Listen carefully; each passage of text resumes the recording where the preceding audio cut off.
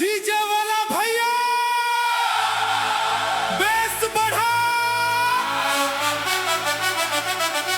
आज पूरा पंडाल हिले वाला बा।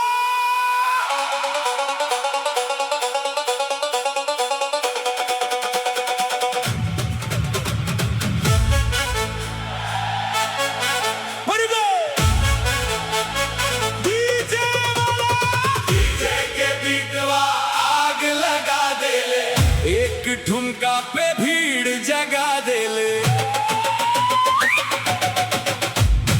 ढोलक कर जल ताली गूंजल, पूरा मैदान झूमे लगा देले। डीजे के बीटवा आग लगा देले, नाच लागल गाँव शहर हंसा देले। बैंजो बोले बाजा गूंजे, आज के रात याद बना देले।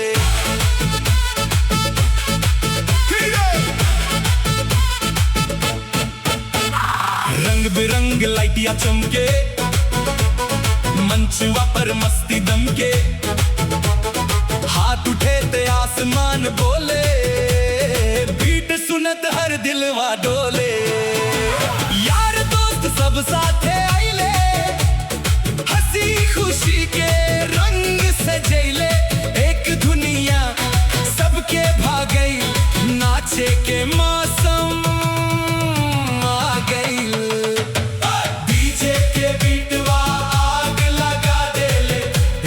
ठुमका पे भीड़ जगा देले।